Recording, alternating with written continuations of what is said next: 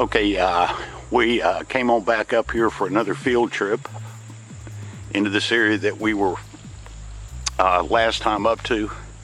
You can see the terrain is it's real steep, and we're going to be heading back down this holler here in between these steep ridge lines.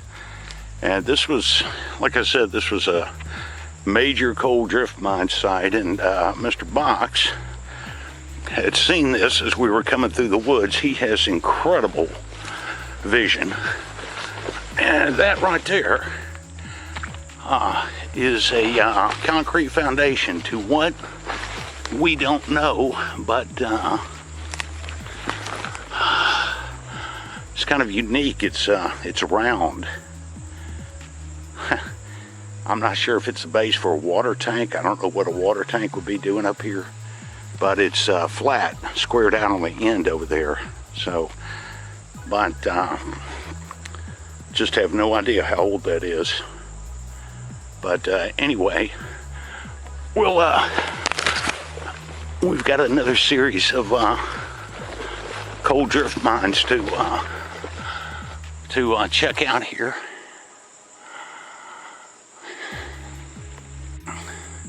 Okay, so we're following the remains of an old tramway bed, and up there we just checked out, that's a coal drift mine, and this is an upper tramway bed right here that we're going to be checking out. And Mr. Box is on the right side, because the other side of the ravine is two tramway beds, one above each, one on top of each other. There's two different drift mines over there. And there's about 20 more further way back there in the ravine in the holler. So we'll just see if we can knock these out. Okay, Mr. Box just reported on the other side that drift mine is closed. And we've got another drift mine right here. Looks to be closed. And there's some more just down in this holler here, but these were open in the early 1900s, and this was a pretty sizable drift mine opening for its day. It had to be at least 8-10 feet high. So anyway, we'll just keep checking them out, following the old tramway bed. Okay, just came up through all that mess, and this right here was another drift mine. And that's the remains of the opening here. Looks like it's a total collapse down in there. So you can see that's a lot of loose sandstone right there. So there's another one right here that I'm gonna go back and rejoin with Mr. Box. So, okay, coming up the ridge line here. This right here, it's hard to tell, but this is a tramway bed that connected the drift mines. So there's a couple of more down here, and should lead straight to them. So this is our second time to come out here to this area. This area encompasses about over 2 square miles of deep ravines. So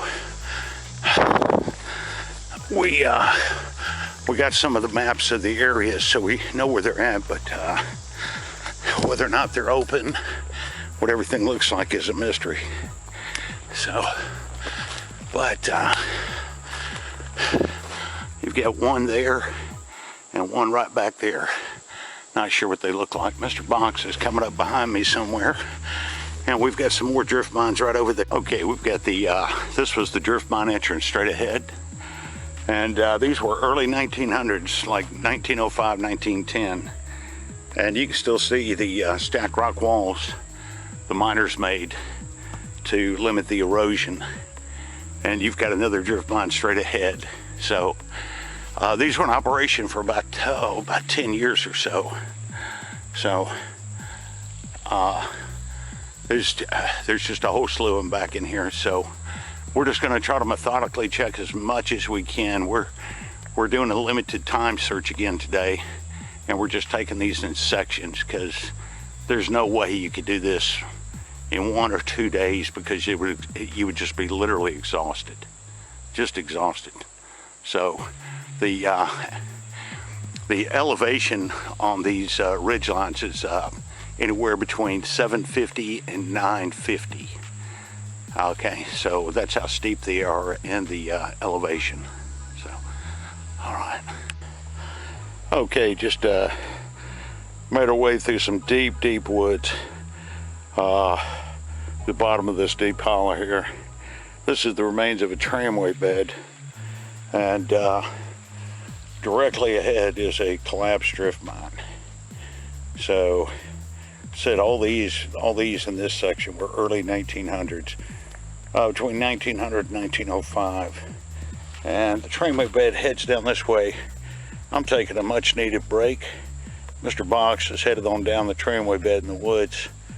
He's checking out a few more down there. Okay, we're kind of making our way on back because there's some other drift mine locations further back down the holler, so we're reversing course. And Mr. Box, he was doing a parallel to me on the other side of the ravine, and this is an old drift mine entry, and he actually found the rail, one set of the rails still intact, going straight into the drift mine. Well, that's pretty rare. I don't know in all our travels if we've actually seen a section of rail coming right out of a drift mine. So that is really old, but what's amazing is how good a shape it's in. Yeah. I mean, it looks like you just put some grease on that and use that tomorrow. So.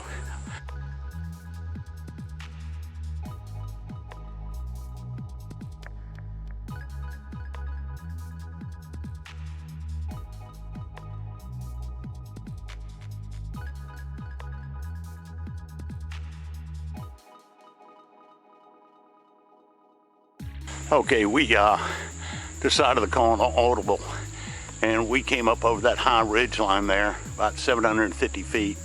Just up above me here is an upper drift mine tramway bed. We dropped down to this level. Down here below is the creek, and the old rail bed goes up this creek right here. And this right here is a pretty well intact tramway bed. So there's drift mines all on this side, all on this side of the creek right here. So this isn't what we were planning, but what the heck. So we're just gonna walk down here a little ways, and then we'll just reverse course and head on back around side of the ravine. So, okay. Okay, so this is as far as we're gonna go. There's a lot more coal drift mines further up the holler here, but this was the last one of the series before we turn around and start heading back where there's more. And you can see this was a huge drift mine at one time.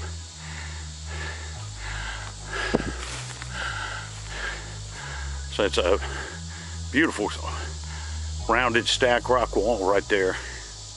So the this mine had what was called a double tipple, this mine site. There's drift mines on the other side. And somewhere down there is a beautiful 2 long stack rock retaining walls on either side of the rail bed opposite the creek. And they would have had a loading platform going across, would have connected both series of mines, and just would have had, open chutes, would have dumped the coal right into the rail cars. But that's pretty impressive right there.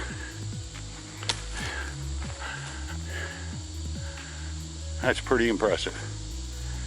Beautiful stack rock wall. So, and Mr. Box, he went to cover some distance. He went on the upper tramway bed, which is about 200 feet above. Check out a couple of drift mines up there. So we'll join back up here in a few minutes. But that is really neat.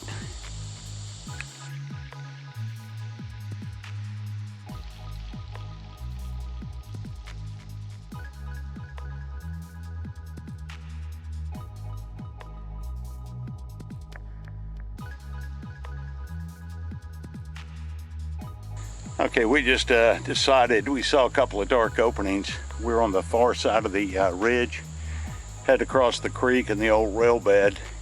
Because we saw these dark openings, we said, well, what the heck, we're already here. And so, this feels great. Don't know how far that goes, but it's open. And there is some great cold air coming out of here. Oh man, this is great. Air conditioning. But not sure how far it goes, but it is open and it looks dry. So I think Mr. Box may be going in there. So I'm gonna take a breather for a minute.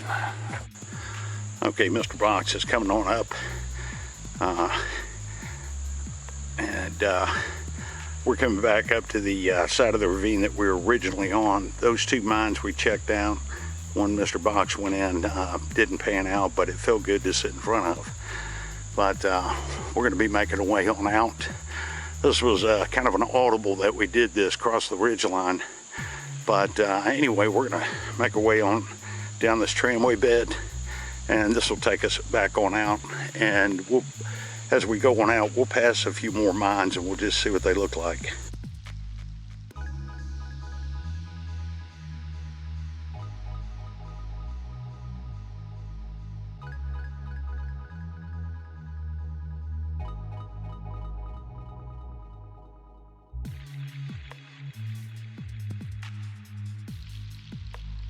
Okay, we're making our way out of these woods. It's starting to get dark, and we came back by another alternative route, and we have run into this.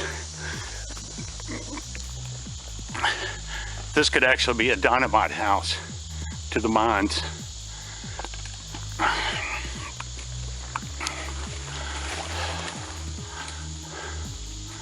Right here. If we hadn't come down this certain route, we would have never seen this.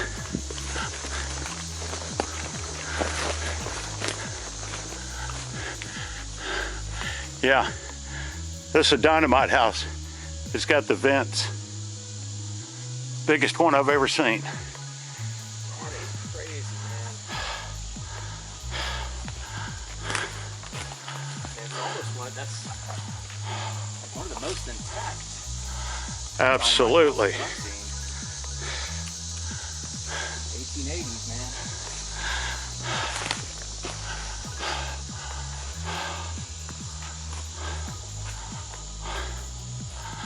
Wow, that's incredible.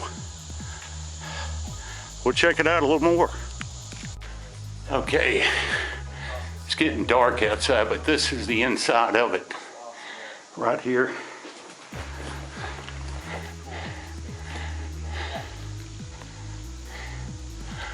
Yeah.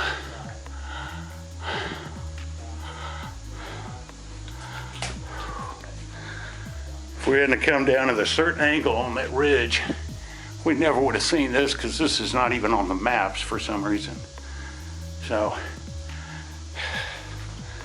anyway, you see, this thing is normally underwater. So, pretty impressive.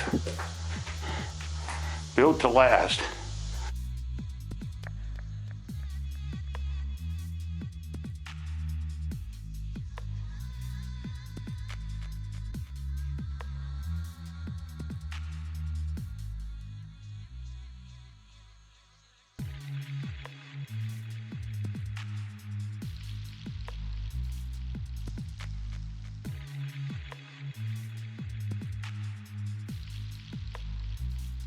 Okay.